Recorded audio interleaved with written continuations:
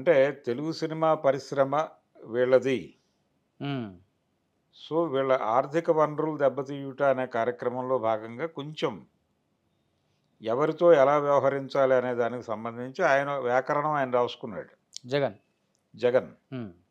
ఆ సఫరింగ్ వీళ్ళు ఫేస్ చేశారు. పర్ఫెక్ట్ ఎగ్జాంపుల్ అమరావతి అనుకుంటా. అమరావతి. హ్మ్. అంతకుముందు తెలుగు సినిమా సెలబ్రేషన్స్ అమరావతిలో చేసేవాళ్ళు హ్మ్. టీడీపీ హయాంలో అవును. నంది అవార్డ్స్ కూడా ఇచ్చినట్టున్నారు అక్కడ. ఇచ్చారు. హ్మ్. వీళ్ళు సినిమా ఫంక్షన్ ఒకటి హైదరాబాద్లోను ఒకటి అమరావతిలోను చేసేవాళ్ళు. అవును. 2 తెలుగు రాష్ట్రాలని కవర్ కవర్ చేసినట్టు. చేయాలని. జగన్ ముఖ్యమంత్రి అయిన తర్వాత ఒక ఫంక్షన్ కూడా అటు పోలేదు. అవును. హైదరాబాద్లోనే చేసుకోవడం మొదలుపెట్టేశారు. అది మన ఏరియా కాదు ఇంక ఇప్పుడు. అది అక్కడికి మనం వెళ్ళొద్దు అని ఒక లైన్ తీసుకున్నారు. హ్మ్. అది కూడా స్పష్టంగా కనిపిస్తుంది. రెండోది, జగన్ కూడా పర్టికులర్గా కరోనా అనంతరం కొంచెం అంటే ఎన్నికలుగా దగ్గర పడుతున్న దశలో వీళ్ళతో అంటే పవన్ కళ్యాణ్తో వ్యవహరించటం వకీల్ సాబ్ దగ్గర మొదలైంది. అది మిగిలిన హీరోలతో ఫ్లెక్సిబుల్గానే ఉన్నాడు. మళ్ళీ అవును. మహేష్ బాబు సినిమాలకి వాటికి ఓకే, ఈవెన్ చిరంజీవి సైరాకి వీటికి కూడా. అవును. సైరా కాదు ఇది ఆయన చేసినటువంటి ఆచార్య ఆచార్య. ఆచార్య సినిమా గురించే వెళ్ళారు అప్పుడు హ్మ్. మాట్లాడటానికి.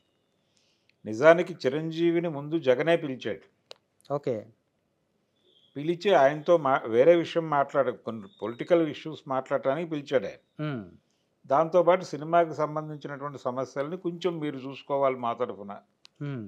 అన్న టోన్లోనే పిలిచి మాట్లాడే ప్రయత్నం చేశాడు ఆయన. హ్మ్.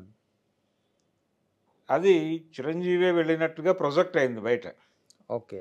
కానీ ఆయనే పిలిచాడు, హ్మ్. జగనే పిలిచాడు. పిలిచి రాజ్యసభ ఇలాంటివి కూడా ప్రస్తావించాడు. కానీ ఈయన సున్నితంగా నో పాలిటిక్స్ అని చెప్పాడు. హ్మ్. చెప్పేసి ఇండస్ట్రీ సమస్యలు కొన్ని ఉన్నాయి, వాటిని మీరు పట్టించుకోవాలని మాత్రమే మాట్లాడి వచ్చేసాడు. వచ్చిన తర్వాత వీళ్ళందరినీ తీసుకుని వెళ్ళాడు ఆయన. ఓకే. మహేష్ బాబుని, ప్రభాస్ని, రాజమౌళిని, దిల్ రాజు వీళ్ళందరినీ కలిపి ఒక యూనిట్గా పట్టుకెళ్ళి మాట్లాడి వచ్చాడు. హ్మ్. అప్పుడు కూడా చాలా కొంచెం ఒబీడియంట్గా ఉన్నాడు అక్కడ. హ్మ్. అది ట్రోల్ అయింది. అవును. అంటే లౌక్యంగా ఉండుట అనేది ఆయనకి కెరియర్ ప్రారంభం నుంచి అలవాటు. ఓకే. అందుకని లౌక్యంగా ఉన్నాడు. లౌక్యంగా వ్యవహరించినప్పటికీ ఆ బర్న్ ఉంటుంది మనిషిలో. అవును. అది ఎక్కడో చోట బయటపడుతుంది. హ్మ్. అది మొన్న పవన్ కళ్యాణ్కి 5 కోట్లు ఇవ్వడంలో బయటపడి ఉండొచ్చు. సీఎం రమేష్కి సపోర్ట్ చేయమని చెప్పడంలోనూ వాళ్ళందరికీ సపోర్ట్ చేయమని సపోర్ట్ బయటపడి ఉండొచ్చు. అవును. సో ఆయన రకరకాల బర్న్స్ అన్ని ఎక్కడో ఒక చోట అక్నాలెడ్జ్ చేశాడు అవును. చిరంజీవి. ఇలా ఇండస్ట్రీలో వీళ్ళ ఇన్ఫ్లుయెన్స్ ఉంది అనేది దాసరి గారు చాలా సందర్భాల్లో మాట్లాడాడు. ఎదురీత యుద్ధము చేశాను నేను ఇక్కడ అని. అయినప్పటికీ ఆయనతో ఒక సయోధ్య నడిచింది. ఘర్షణ ఉండేది.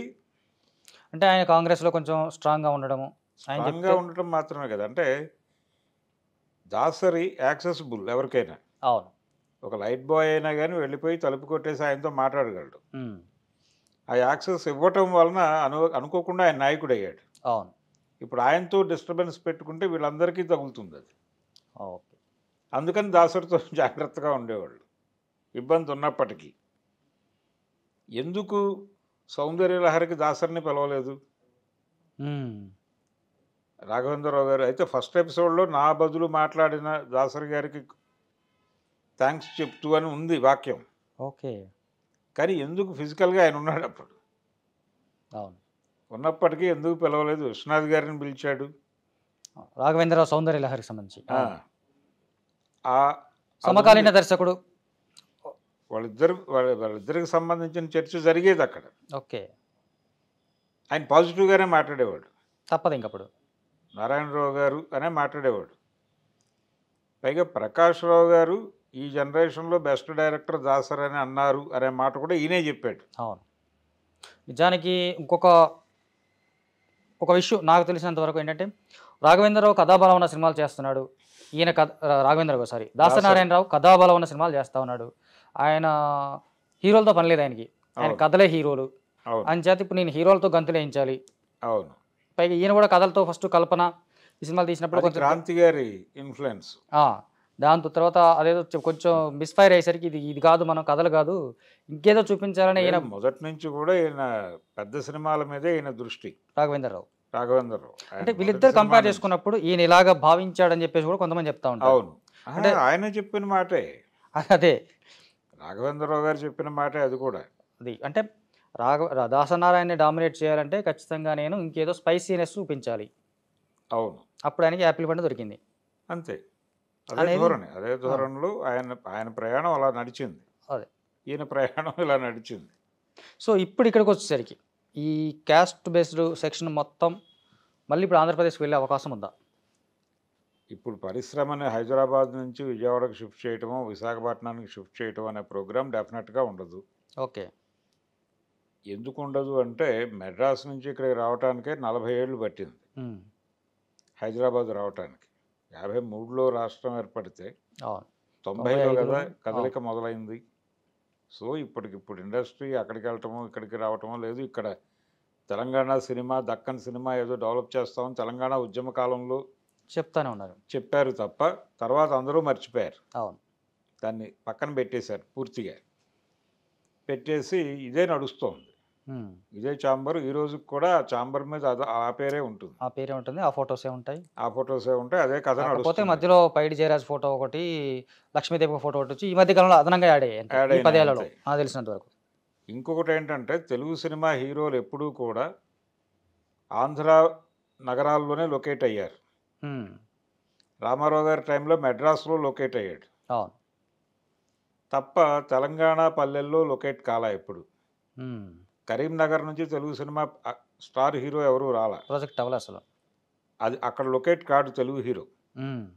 కానీ తెలంగాణ ఉద్యమం జరిగిన తర్వాత, తెలంగాణ ఏర్పడిన తర్వాత మొదటి దశలో వచ్చిన సినిమాల్లో అలా లొకేట్ చేయాలి అని కాన్షియస్గా అనుకుని చేశారు కొన్ని సినిమాలు. అవును. పెళ్లి చూపులు బాగా దానికి. పెళ్లి చూపులు కంటే కూడా అల్లు అర్జున్ రేస్ గుర్రంలో వరంగల్లో లొకేట్ చేశారు హీరోని. ఇలాంటివి కనిపిస్తాయి కొన్ని కొన్ని సినిమాల్లో అలా తెలంగాణ. అలాగే Gopichand cinema, Gopichand success cinema ఉంది కదా, లౌక్యం. అవును. అది అది కూడా తెలంగాణ. వరంగల్లో లొకేట్ అవును. చేశారు. అవును. అట్లాగే నాని ఎంసీఏ కూడా వరంగల్ లొకేషన్. వరంగల్ లొకేట్ చేశారు. ఇలా జరిగింది ఆ టైంలో. ఉమ్. తర్వాత మళ్ళీ వదిలేశారు. అది ఉమ్. కాన్ఫిడెన్స్ వచ్చింది. అది ఇంకేం అవ్వదు. తెలంగాణ సినిమా ఏరియాలోకి వచ్చి ఈ ఈ అస్తిత్వవాద ఉద్యమ ప్రభావం సినిమా మీద లేదు అనే కాన్ఫిడెన్స్ ఎప్పుడైతే వచ్చిందో ఉమ్. వాళ్ళు మళ్ళీ బెజవాడలోను విశాఖపట్నంలోనూ లొకేట్ చేసుకోవడం మొదలుపెట్టారు. ఉమ్. ఇంత కాన్షియస్గా ఉంటుంది ఇండస్ట్రీ. అందుకని వాళ్ళు ఈ రోజున చంద్రబాబు నాయుడు గెలవగానే కేకులు కోసుకోవటానికి, ఉమ్.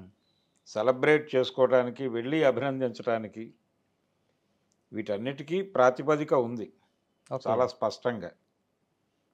అది ఇండస్ట్రీ మీద ఈ రోజుకి ఎగురుతున్నటువంటి ఆజెండానే కారణం. ఇప్పటికిప్పుడు ఇండస్ట్రీ అక్కడికి పోదు. ఓకే.